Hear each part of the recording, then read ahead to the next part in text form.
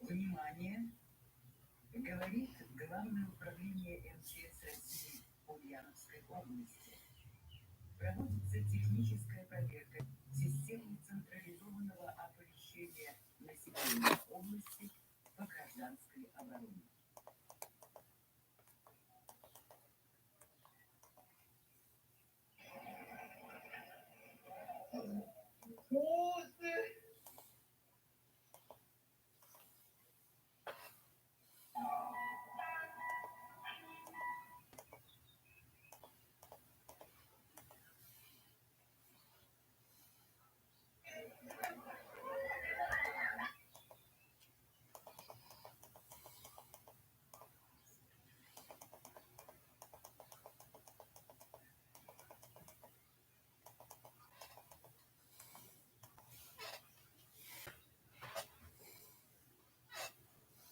Nakaporma na lahat dito sa command. I speak English, not pronounce. Let me make you a car.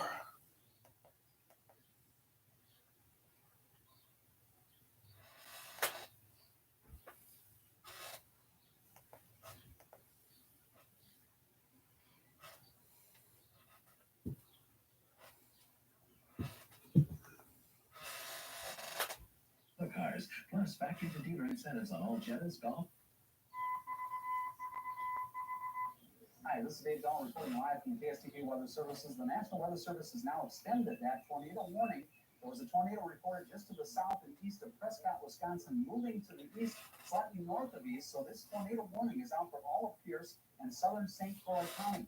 This is out until about 8:30 tonight. And the cell that's involved here is just on the southeastern tip of Washington County. It's actually south into the eastern part of Dakota County, south and east of Prescott, Wisconsin. So if you're in any of these communities, such as Trimble and also Diamond Bluff, Beldenville,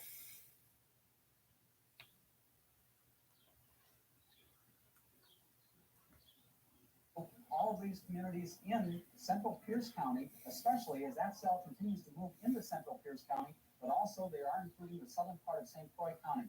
This entire cluster of thunderstorms is capable. W H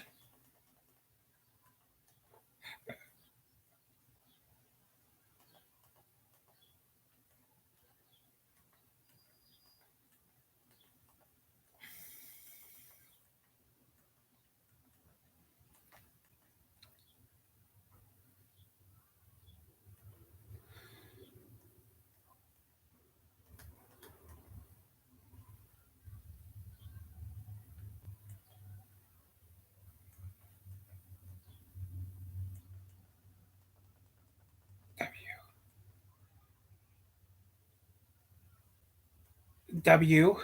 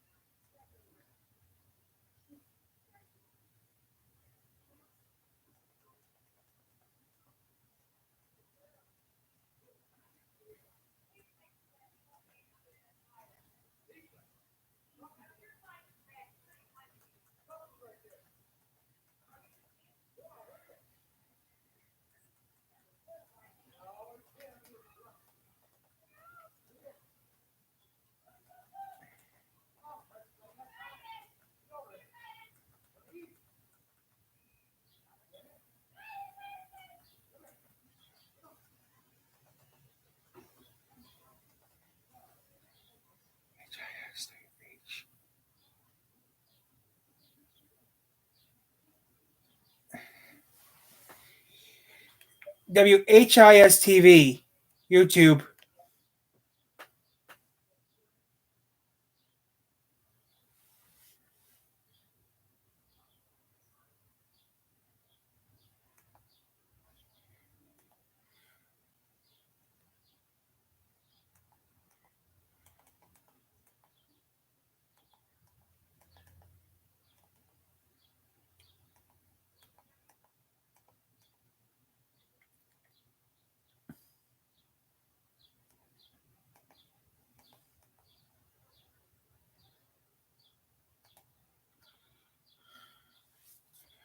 effective from now until 10 o'clock for the following counties: Floyd and Southern Clark in southern Indiana.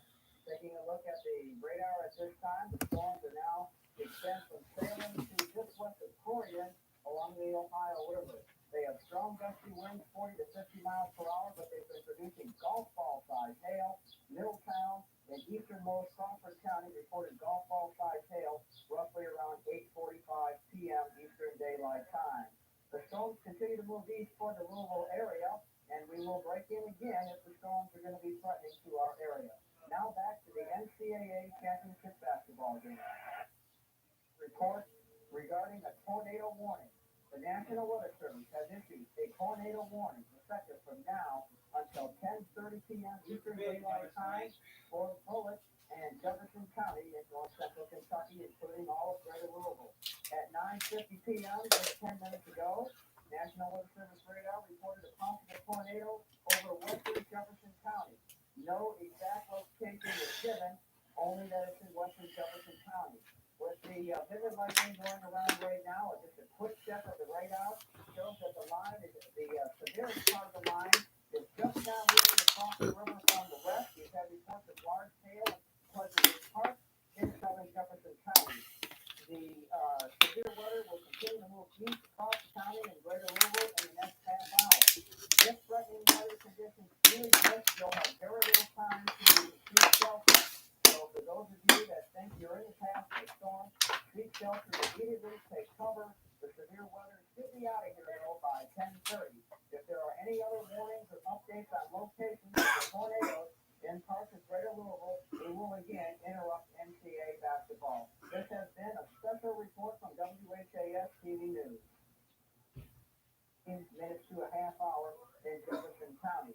Repeating, the tornado warning continues, and we are monitoring all sources right now for locations and possible confirmations of tornadic activity. We now return to the NCAA basketball game. Now for Harrison County, Indiana, effective until 10:45. Yeah. The line of severe storm is forming to our west, so we have a new tornado warning and a confirmed tornado touchdown, mainly affecting south central and southeast Jefferson County residents. More statements will be issued as needed as they become available to me. I'll pass them along to you. Now back to the NCAA championship game.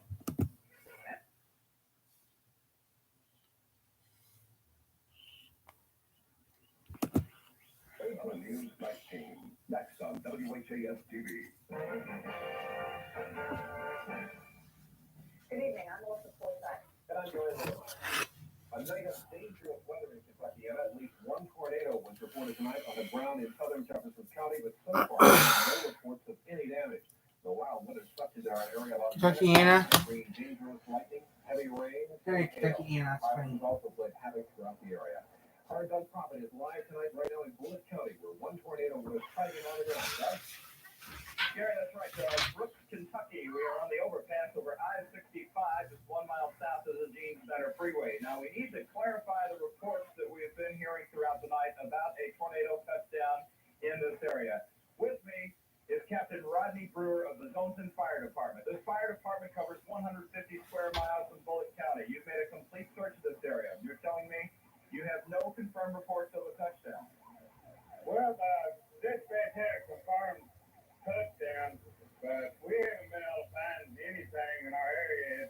So we did a remote area that we haven't heard from the public or anything from. Okay, now we should point out you hear a lot of sirens out here now that the firefighters responding to a structure fire. Is that the lightning related that you know of? I couldn't advise that right now. I don't know the situation. But at this point, you have no reports of damage, although if there was a touchdown in this area, you believe it was probably in a remote area. Yes, sir. We haven't anything came into us at all other than what most people have heard on the news by now. It was one confirmed. We haven't been able to find anything. Okay, Captain Rodney Brewer with the Zonton Fire Department down here in Bullitt County. Again, numerous reports of funnel sightings. Captain Brewer even told me earlier that he was on top of Brooks Hill and saw a possible funnel cloud earlier tonight. But again, if there was a touchdown, we have no reported damage. Reporting live with StatCam in Brooks, Kentucky, Doug Prophet, Action 11 News 19.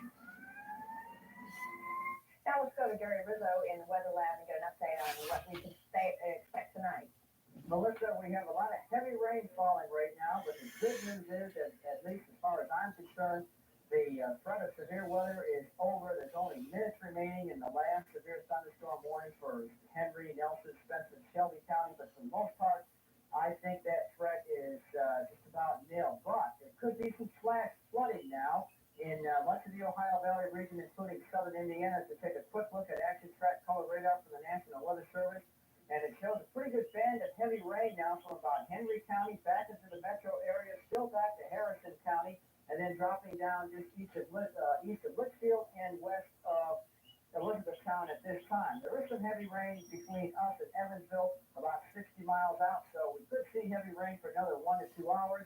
I'll be back in a few minutes with the updated weather forecast and a look at those new rainfall totals.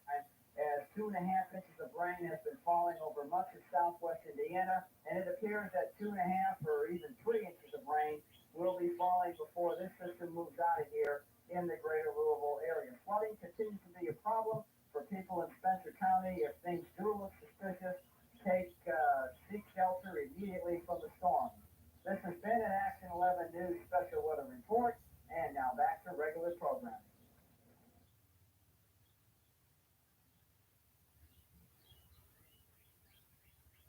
Now, there will be a big rain area over much of the northeast, I'm afraid. Chicago looking at a very wet day. Messy traveling during rush hour, both leaving and going to work, so have some extra driving time. Further south, the rain continues on into Louisville, into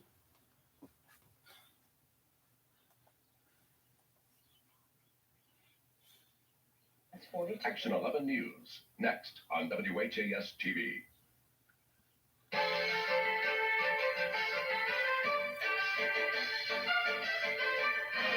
Good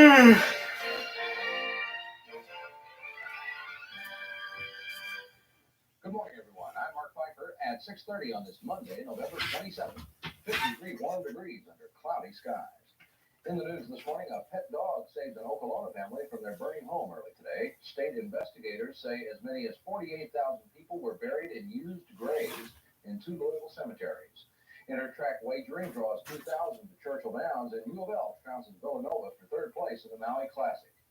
Look for a mild day ahead, chance of some showers. Cold weather isn't far behind. Ken Schultz back in the weather lab this morning. Good morning, Ken. Welcome back from your long weekend. Well, thank you. I could grow accustomed to taking those long I weekends. can imagine. Well, we do have quite a change coming up in our weather. Of course, we started to warm up over the weekend. We're going to kind of reach our peak in our warming trend today, and then it's back to the harsh realities of winter coming up for the middle of this week. Let's start off this morning. Take a look at the action track color radar from the National Weather Service. Here's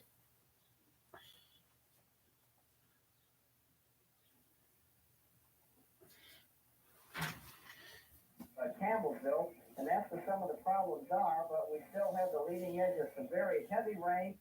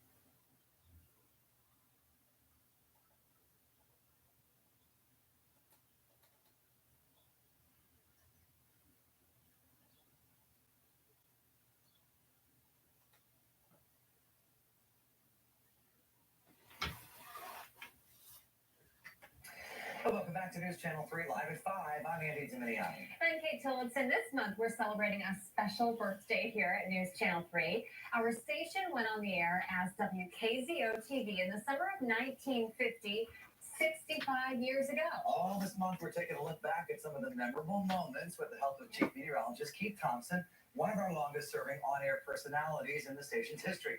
Tonight, Keith is in the studio again to catch up with a few of the names and faces that we've come to love over the years here at News Channel 3. Keith. Well, you know, Andy and Kate, the list of on-air personalities at WKZO, WWNT TV, obviously a very long one. You know, one of the questions I'm asked most from out in the community is, where is this person now? Or what is that person up to these days? So here's a brief update on just a few of the faces and names that you may remember.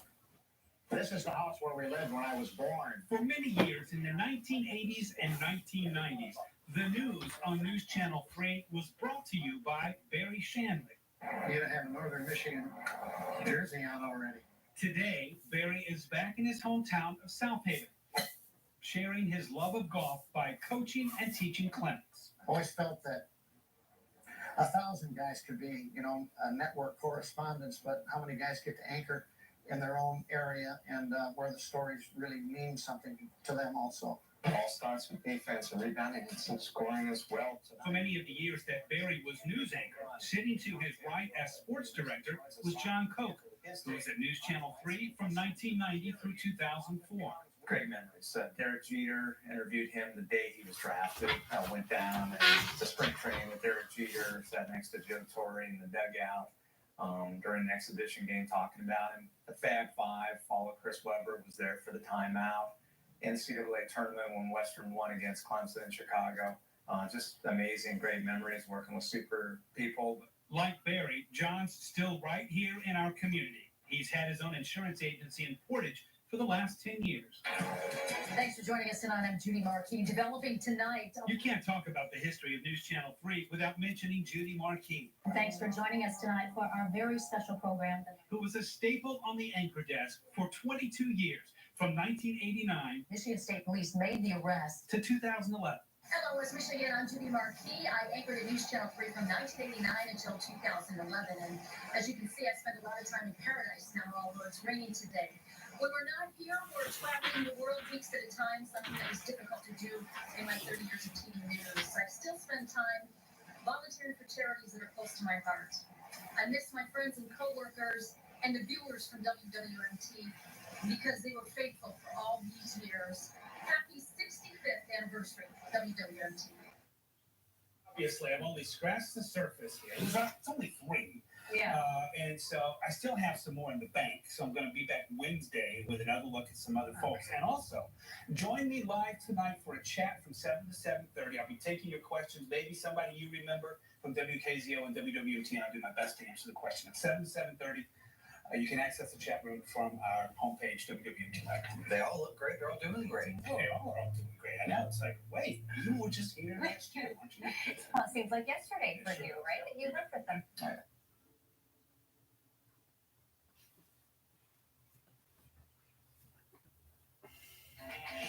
Now back to the Lori Moore Show, only on your CLE7.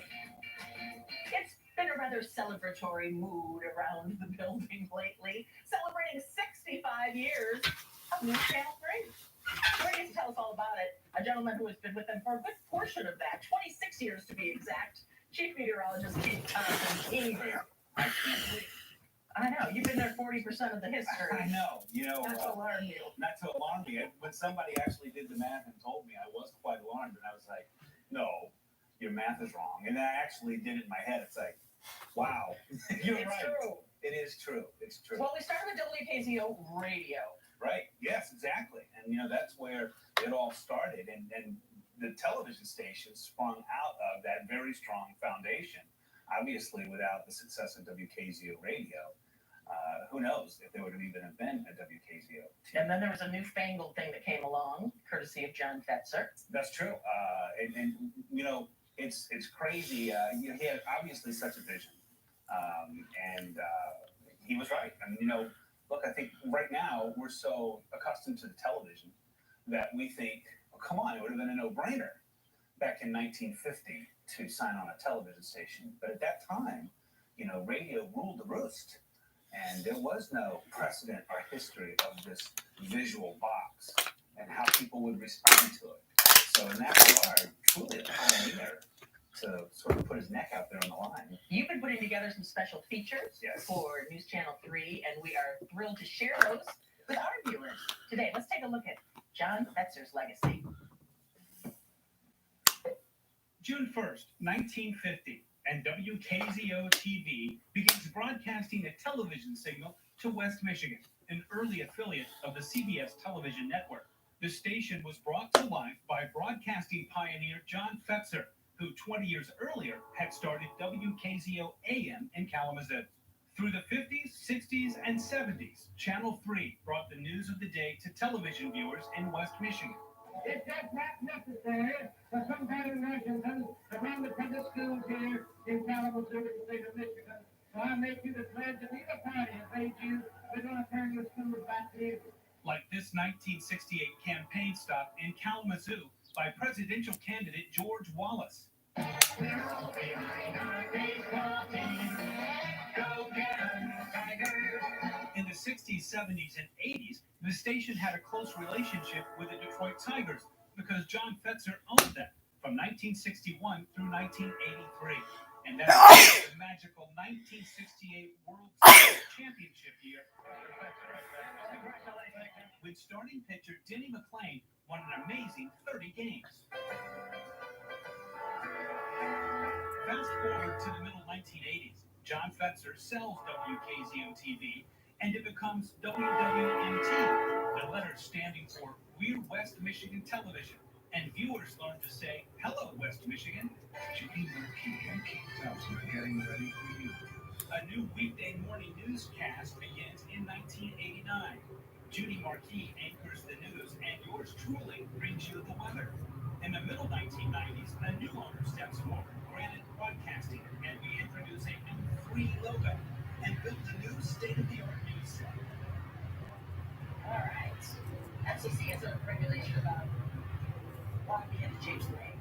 And when you have different owners, WKZO Radio and TV, right? Is that why it changed to WWT? Well, I think when they sold it, remember when John Fetzer sold it, that's when the radio station and the television station were split. Right. And I think that's one of the reasons why, too, that the name sort of been diverted. It didn't catch for everyone, though. My mom still calls it WKZO. A lot of people, And I got a lot of mail at the radio station for it, too. oh, I bet you did. A lot of people still say, call it WKZO, because that's what it was until the mid-'80s. So for 35, 36 years, more than half of the history we're talking about right now, this was WKZO. That's right. Not WWMT.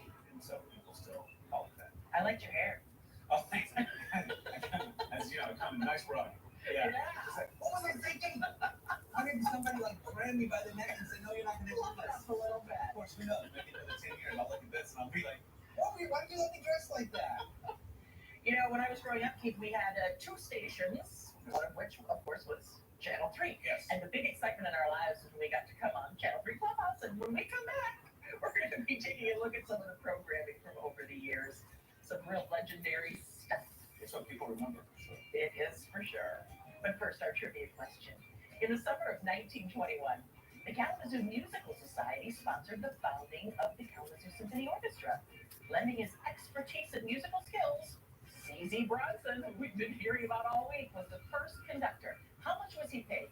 We'll tell you when we come back on the Lori Moore Show on WCW7. Follow the Lori Moore Show on Facebook or Twitter. Our trivia question. In the summer of 1921, the Kalamazoo Musical Society sponsored the founding of the Kalamazoo Symphony Orchestra.